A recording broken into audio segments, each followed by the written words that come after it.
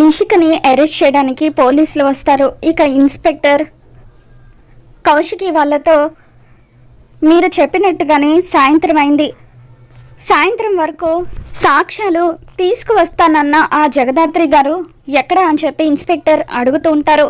ఇకప్పుడు Kaushiki inspector గారు దయచేసి మాకు ఒక 10 minutes టైం ఇవ్వండి అని చెప్పి అంటూ ఉంటే, లేదు మేడం, అందుకు మా రూల్స్ ఒప్పుకోవు అని చెప్పి నిషిక చేతికి బేడీలు వేసి అరెస్ట్ చేస్తూ ఉంటారు. ఇక అప్పుడే జగదాత్రి కేదార్ ఇద్దరు కూడా గుమ్మం దగ్గరికి వచ్చి నిలబడుతూ ఇన్స్పెక్టర్ వైపు చూస్తూ ఉంటారు. దాత్రి ఇన్స్పెక్టర్తో మీరు చెప్పేది ఏ రూల్స్ గురించి ఇన్స్పెక్టర్ గారు?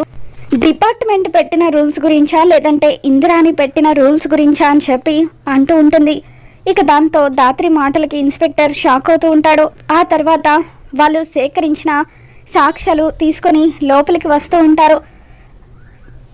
నిషిక ఏ తప్పు చేయలేదని మీరు సాక్ష్యాలు తీసుకువచ్చారా అని చెప్పి వైజయంతి అడుగుతూ ఉంటుంది. అవునత్తయ్య గారు, తీసుకొచ్చామని చెప్పి దాత్రి కొన్ని పేపర్స్ని ఆ ఇన్స్పెక్టర్కి ఇస్తూ ఉంటుంది.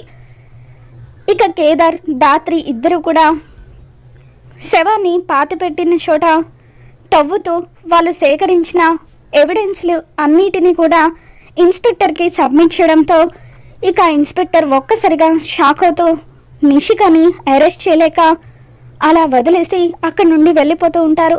మరి రాబోతున్న ఎపిసోడ్లో ఏం జరగబోతుందో మళ్ళీ మన ఛానల్లో తెలుసుకుందాం. ఈ వీడియో మీకు నచ్చినట్లయితే తప్పకుండా లైక్ చేయండి.